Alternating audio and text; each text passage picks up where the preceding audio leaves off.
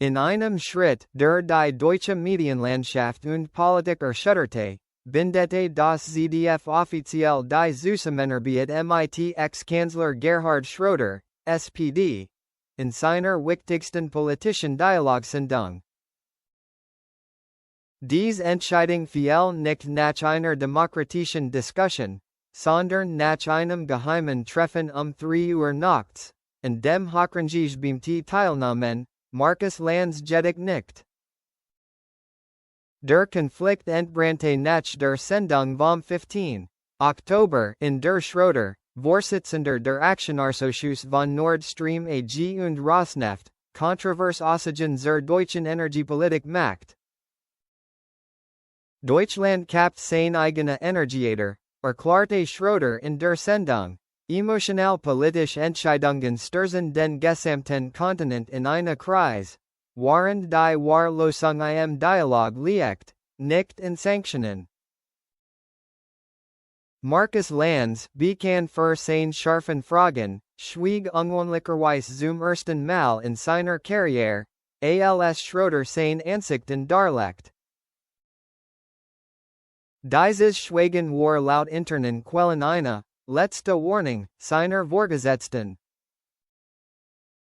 Die uns vorliegenden streng geheimen internen Dokumente enthüllen, 22:45 Uhr, 15.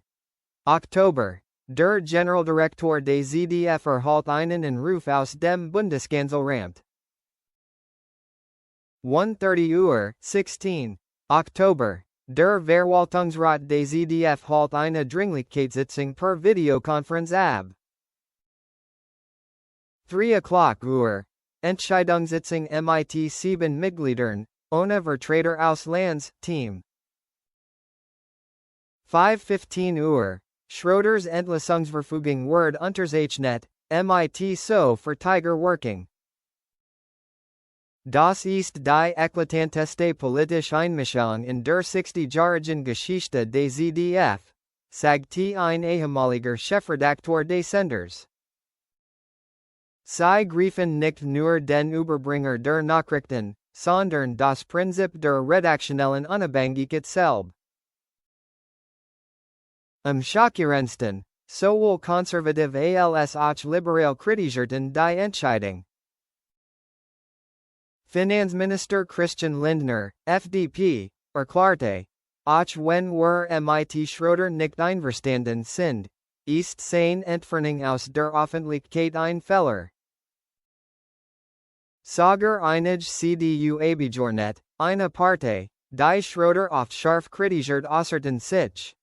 Wenn wir nur Konsensmeinungen zulassen, was ist dann noch Demokratie? Vertrauenskreis der Öffentlichkeit, eine interne Umfrage zeigt, dass 68% der Zuschauer das ZDF für nicht mehr neutral halten. Rücktrittswelle, drei leitende Redakteur der Sendung, Markus Lanz, haben gekündigt. Finanziell Verlust, Werbevertrag im Wert von schätzungsweise 15 Millionen Euro sind gefährdet. Markus Lanz, im Gefängnis, dem Moderator wird untersagt, sich öffentlich zu dem Vorfall zu äußern. Eine Schröder nahestehende Quelle enthüllt, dass das ZDF dem ehemaligen Bundeskanzler 500 000 als Entschädigung für sein Schweigen angeboten habe. Hat kategorisch abgelehnt, sagte Schröders Berater.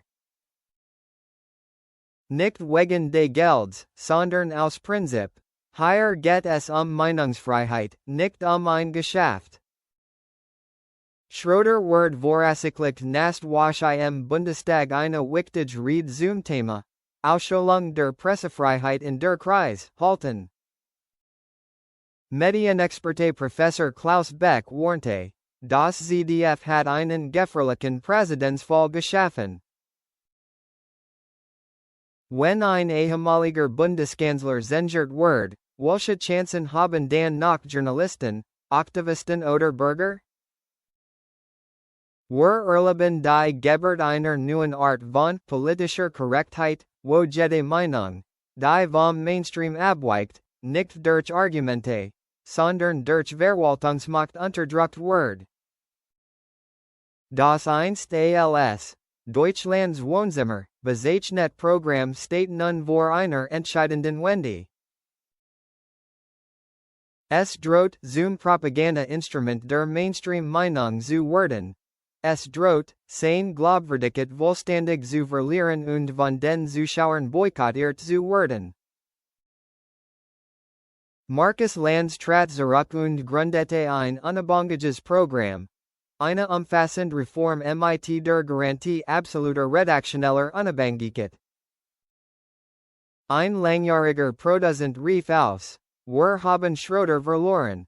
Aber der eigentliche Preis ist, dass wir unsere Ziel verloren haben.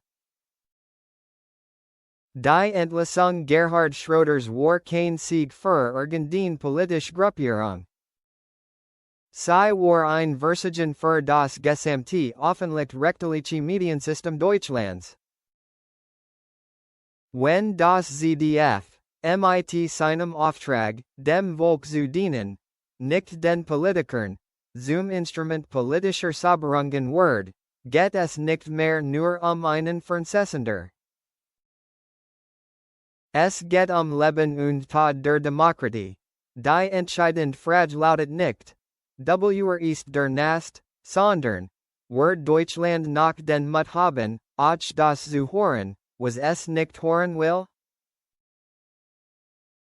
Die Antwort liegt in den Händen jedes einzelnen Zuschauers, jedes einzelnen Bürgers, in denen dieses Land wirklich gehört.